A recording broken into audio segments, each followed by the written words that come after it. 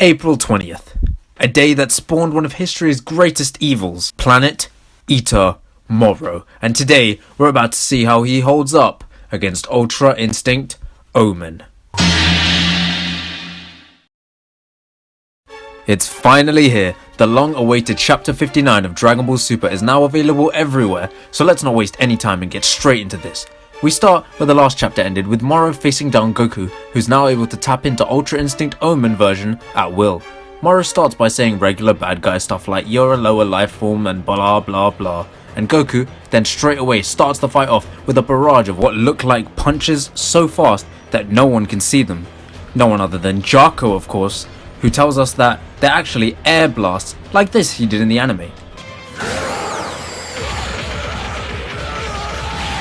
Moro then returns the favour with a barrage of blasts, which Goku dodges in record time, and he wastes no time in charging right up in his face, who somehow does manage to block the hit.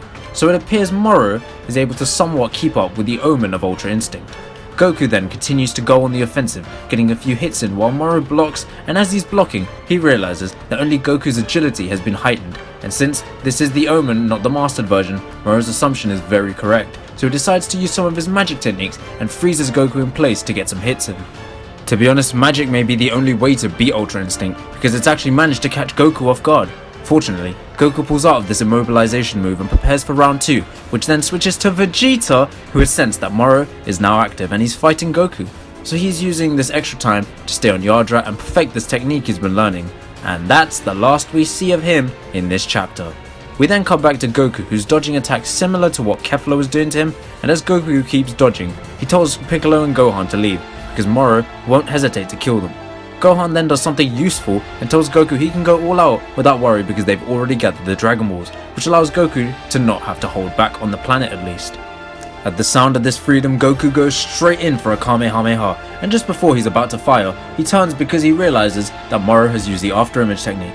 I gotta say, seeing Goku so serious and focused on the victory is a great change of pace from him wasting time and letting the opponent mess around with him a bit, but unfortunately, it doesn't mean he's cleaned Moro's clock yet, because he actually catches the blast. Since Moro's holding his blast in place, Goku wastes no time with the beam struggle and dips to go straight for Moro and manages to get the upper hand, but then Moro uses his magic to draw Goku in, and since he's got nowhere else to go, he fires a bunch of those air blasts from earlier until they collide with fists in each other's stomachs. It appears that Moro is pretty even with Goku. He then finally decides to use his energy absorption powers, and as many of us had feared, tries to steal the energy of Ultra Instinct. However, Goku ain't stupid enough to fall for that again, and he's actually devised a way of getting around it.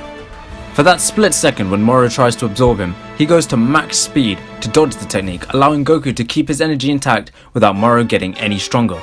With his trump card beaten, Moro now takes a smackdown at the hands of Goku.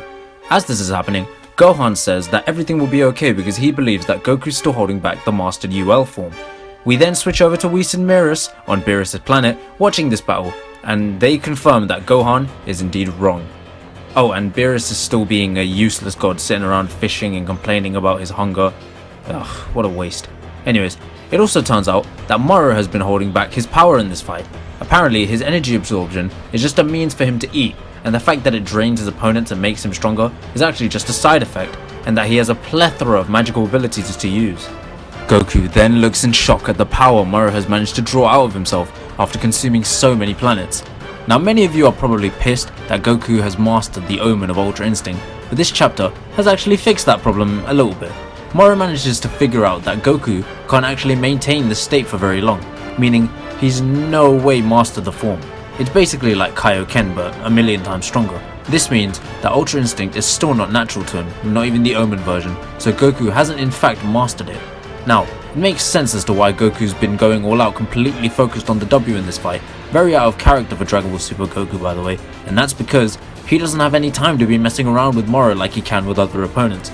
It turns out that the Omen of Ultra Instinct isn't actually a stable form, which is why it consumes a lot of stamina, and Moro is now the first character in Dragon Ball to knock the Ultra Instinct Omen out of Goku. Now obviously Goku's plot armor manages to give him more stamina out of nowhere to activate Ultra Instinct Omen one more time, and so the battle between Goku and Moro continues. However, this time It appears Moro is at an advantage because apparently Goku's been going all out this whole time, while Moro's been holding back, so we'll have to see if Goku's martial arts will be able to save him, or if this truly is Vegeta's chance to beat the main villain of an arc in chapter 60 when it drops next month. I'm honestly so happy for the Dragon Ball manga right now. Every chapter that comes out is better than the last, and Super finally seems to be getting up to Dragon Ball Z's legacy. Also, if any of you want some wavy looking anime t-shirts, hoodies or accessories, make sure to check out Kaioken Clothing in the link below, using the code TELBY for 10% off. So once again, I appreciate you man taking your time to watch this video. Leave a like, subscribe, and bless.